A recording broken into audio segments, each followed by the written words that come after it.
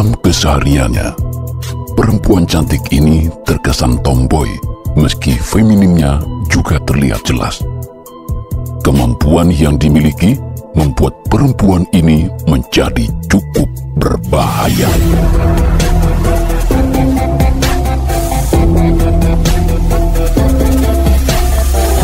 Sejak kecil, perempuan ini memang menyimpan minat tersendiri pada ilmu bela diri dan kemiliteran. Saat beranjak menjadi seorang gadis, dia makin ngotot untuk mempelajari senjata jarak jauh.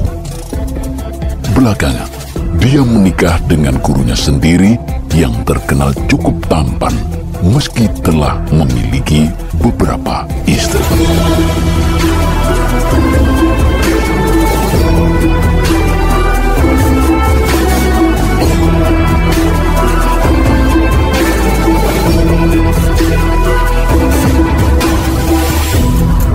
Di Indonesia, dia menjadi salah satu simbol emansipasi bahwa perempuan pun bisa melakukan apa yang dikerjakan laki-laki. Dia bernama Sri Kandi, putri Prabu Drupoto Rojo Pancolo, dan memiliki dua saudara, yakni Raden Trestojumeno dan Dewi Drupadi. Dewi Drupadi sendiri adalah istri Prabu Puntodewo alias Prabu Yudhistira. Dikisahkan dalam salah satu sanggit, sebagai seorang gadis, kecantikannya cukup terkenal di antara para laki-laki. Tidak sedikit para kesatria, raja muda bahkan pendito yang tertarik untuk melamarnya. Di antaranya adalah Prabu Jongkung Mardeo dari negeri Paranggubarjo. Uniknya, guru para Pendowo dan Kurowo sekaligus teman bapaknya sendiri, yakni Resi Durno, turut tergila-gila. Meski wajahnya buruk karena pernah dihajar habis-habisan dalam suatu peristiwa masa lampau, Durno tetap santai datang ke Pancolo untuk melamar. Karena bingung dan seakan tidak ada yang melindunginya, Sri Kandi kabur dari Pancolo, lalu menemui Arjuno, guru kursusnya yang tampan. Sang guru telah berhasil melatihnya menembakkan anak panah secara jitu ke tiap sasaran tanpa meleset. Dia ingin meminta nasihat bagaimana caranya menolak lamaran-lamaran itu semua. Sebenarnya, diam-diam Sri Kandi jatuh cinta pandangan pertama pada Arjuno ketika sang kesatria mengikuti lomba memanah yang diadakan oleh Patih Kontomono, paliknya sendiri. Tapi kedatangan Sri Kandi ini membuat dua istri Arjuno, yakni Dewi Woro Sembodro dan Dewi Larasati, cemburu.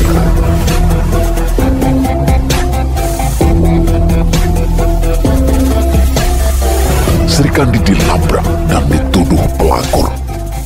Namun karena Sri Kandi tetap kukuh tak mau pulang ke Pancolo, Dewi Woro Sembodro dan Dewi Larasati lantas melaporkannya pada Dewi Drupadi. Mendengar cerita istri-istri Arjuno, Drupadi langsung kincing jari mendatangi Sri Kandi. Disemprotnya sendiri adiknya itu dan dianggap telah melanggar kesusilaan. Dianggap merusak pagar ayu alias merusak rumah tangga orang lain. Puncaknya, Sri Kandi dianggap bukan perempuan baik-baik. Mendengar kata-kata ini, Sri Kandi muntap dan pergi begitu saja. Sayangnya, dia tidak pulang ke Pancolo, namun entah kemana. Ganti Drupadi yang panik. Dia meminta agar Arjuno bertanggung jawab karena itu semua gara-gara dirinya lah juga. Berangkatlah Arjuno bersama para punokawan mencari Sri Kandi sampai akhirnya ditemukan dan lantas diantar pulang ke Pancolo.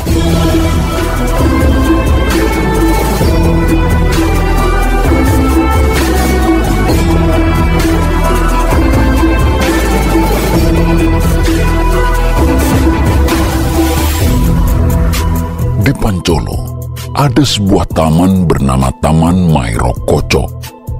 taman itu begitu disayangi oleh Sri Kandi. Ketika lamaran Prabu Jungkung Mardeo ditolak Sri Kandi lalu ditinggal kabur, taman itulah yang jadi sasarannya hingga mengalami rusak berat.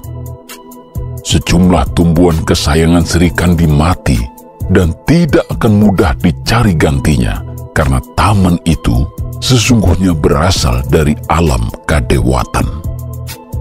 Karenanya, Sri Kandi menghadap Prabu Drupoto. Kepada sang ayah, Sri Kandi ingin membuat sayembara. Siapa saja yang bisa memperbaiki Taman Mairokocho akan dijadikan suaminya. Karena rasa sayangnya, mau tidak mau, Prabu Drupoto merestui keinginan Sri Kandi ini. Dikisahkan secara singkat, sekian banyak ksatria dan resi sakti datang ke Pancolo untuk mengikuti sayembara Sri Kandi, namun kebanyakan gagal. Arjuno yang balik jatuh cinta pada muridnya ingin mencobanya. Sebelum berangkat, dia menjalani topo broto yang hebat hingga membuat Bathara Kamajaya akhirnya turun menemuinya. Kepada Arjuno, Bathara Kamajaya memberinya air kehidupan. Dengan air itu, Arjuno akan bisa menghidupkan kembali apapun yang telah mati atau musnah di hari Anggoro Kasih atau Selasa Kliwon saat bulan purnama. Dan demikianlah yang terjadi. Air kehidupan berhasil menghidupkan apa yang telah mati dan rusak di Taman Mairokocho sehingga menjadi indah kembali seperti semula. Arjuno pun berhak menjadi suami Sri Kandi.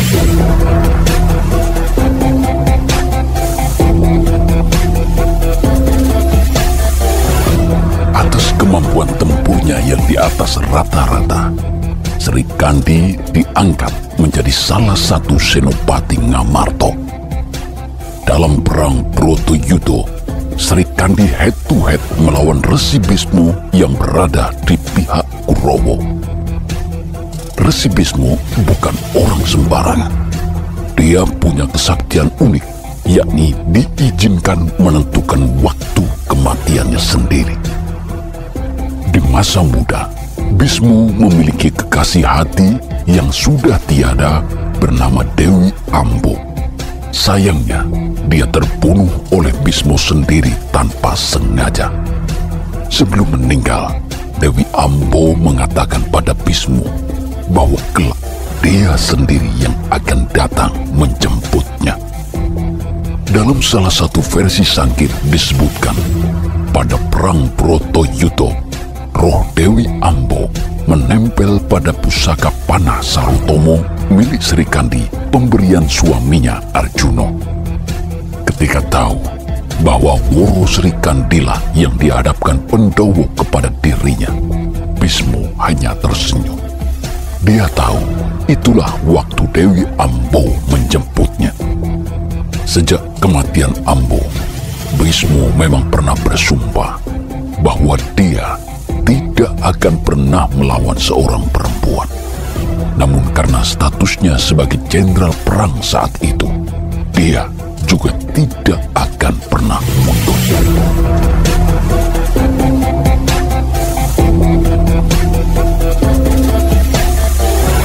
Karena kesaktian yang dimilikinya, meski anak panah Woro Sri Kandi berkali-kali secara tepat mengenai tubuh Bismo, Bismo tidak bergeming dari tempatnya.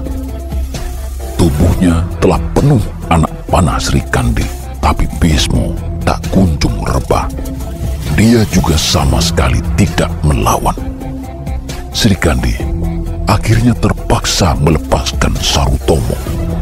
Panah sakti itu berhasil membuat Bismo terjengkang ke belakang dan rebah di padang Kurusetra.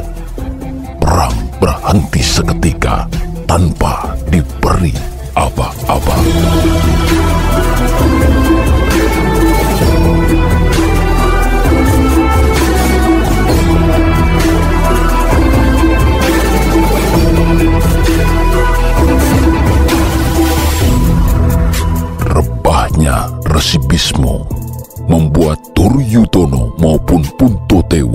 serentak mendatanginya. Kedua belah pihak seakan melupakan permusuhan sejenak.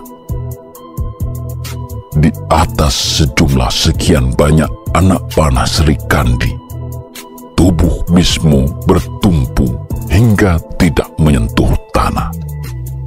Duryodono maupun Puntadewa terenyuh melihat keadaan Bismo yang bak tidur di atas kasur panah. Namun Bismo hanya tersenyum. Dia memang belum ingin mati. Kepada kedua raja itu, Bismo mengatakan bahwa dirinya akan tetap di tempat itu untuk menyaksikan jalannya perang Bratayuda hingga akhir. Ada sesal dalam diri Sri Kandi, tapi memang demikianlah perang. Membunuh atau terbunuh, seperti juga nasibnya di kemudian hari.